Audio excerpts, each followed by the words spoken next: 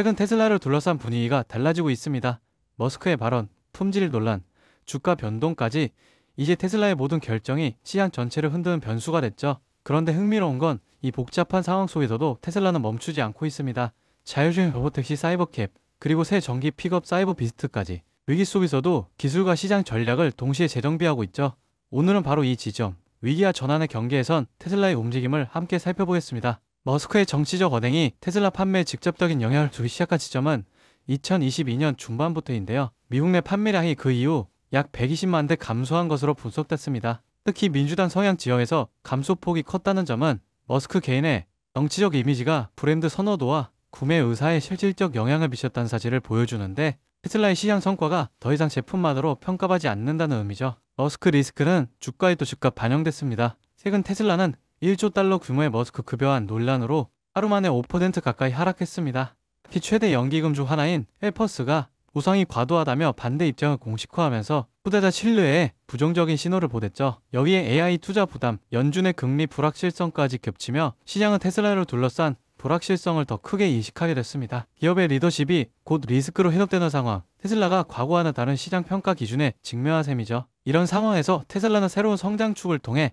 내부 불안정성을 상쇄하려는 움직임을 보이고 있습니다. 그 중심에 있는 모델이 바로 사이버캡입니다. 테슬라는 오늘 11월 중국 상하이에서 열리는 국제 수입 박람회에서 사이버캡을 공식 공개할 예정입니다. 이 모델은 자율주행 기술을 기반으로 한 로보택시 전용 플랫폼으로 테슬라가 구상해온 완전 자율주행 비전을 실제 서비스 모델로 구현한 첫 사례인데요. 특히 최근 노빈 댄 홀름 이사회 의장이 필요하다면 운전대와 페달도 장착할 수 있다고 언급하면서 완전 자율주행에서 부분 자율주행 중심의 실용 노선으로 방향을 수정한 점이 눈에 띕니다. 그러나 이런 전략 변화에도 불구하고 테슬라의 핵심 모델인 사이버트럭은 여전히 품질 논란 중심에 서 있습니다. 출시 2년도 되지 않아 10번째 리콜을 맞이했기 때문인데요. 이번 문제는 라이트바 X자리 접착 불량이었지만 그 전에도 인버터, 강철 트림, 경고 등등 다양한 결함으로 리콜이 반복되었습니다. 이는 테슬라가 기술 혁신에 집중한 나머지 품질 관리 체계에서는 여전히 개선이 필요하다는 점을 드러냅니다. 제품 완성도에 대한 의심이 누적되면 새로운 모델 출시 효과가 시장 신뢰 회복으로 이어지기 어렵다는 점에서 테슬라가 풀어야 할 과제는 여전히 남아있습니다. 테슬라는 이에 대응하기 위해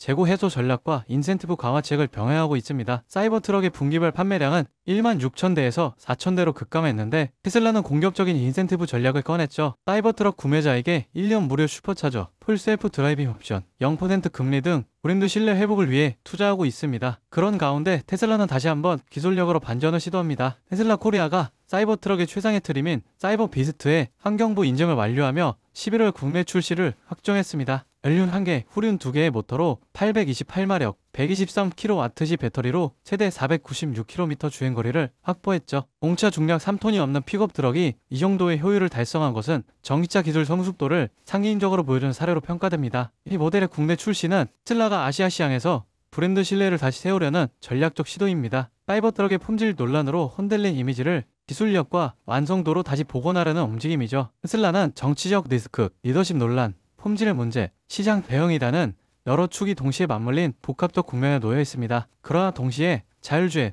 로보택시, 고성능 전기차 등 미래 산업을 선도할 기술적 기반은 여전히 강력하죠. 향후 관전 포인트는 명확합니다. 머스크의 리더십이 시장 불안을 완화시킬 수 있을지, 사이버캡과 사이버 비스트가 신뢰 회복의 전환점이 될 수 있을지, 그리고 테슬라가 기술 중심 기업에서 정책과 브랜드 균형을 맞춘 성숙 글로벌 기업으로 진화할 수 있을지입니다. 이제 시장은 묻고 있습니다. 테슬라는 또 한 번 위기를 성장의 계단으로 바꿀 수 있을까?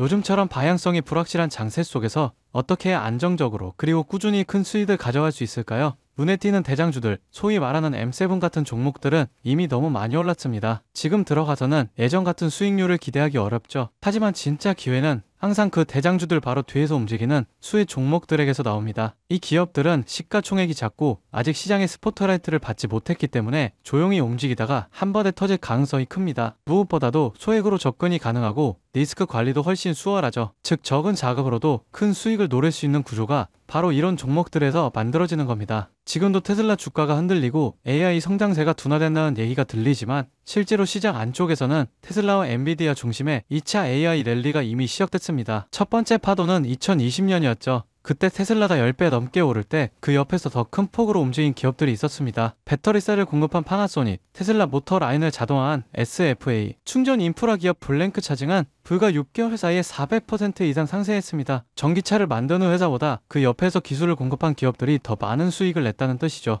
그리고 지금 그 흐름이 다시 한번 AI 산업 전체로 확장되고 있습니다. 엔비디아가 GPU 하나로 끝나지 않았죠. 데이터 센터, 로봇, 자율주행 칩, 엣지 AI까지 완전히 새로운 생태계를 만들고 있습니다. 그 덕분에 엔비디아의 공급망에 있던 TSMC, ASML, 슈퍼마이크로 컴퓨터 같은 기업들은 지난 1년 동안 각각 70%, 85%, 580% 이상 급등했습니다. 특히 슈퍼마이크로 컴퓨터는 엔비디아의 H100 GPU 서버를 조립하는 기업으로 불과 2년 전 주가 40달러대였던 게 지금은 600달러를 돌파했죠. 즉 진짜 기회는 이미 그 옆에서 만들어주고 있다는 거예요. AI 두뇌를 만드는 건 엔비디아, 그 두뇌를 실제로 움직이는 건 테슬라, 그리고 그 사이를 채우는 수많은 서포트 기업들이 더 높은 수익률을 기록했던 건 실제 수치로도 입증됐습니다. 그래서 저는 바로 그 종목들을 지금 이 자리에서 우리 구독자분들께만 공개하려고 합니다. 그리고 오늘 제 영상을 끝까지 봐주신 구독자분들을 위해 제가 직접 정리한 PDF 자료를 무료로 공유해드리려고 하는데요. 여기에는 제가 실제로 투자하면서 도움이 됐던 리서치, 그리고 각종 프로젝트 분석, 차트 보는 방법까지 다 담아뒀습니다.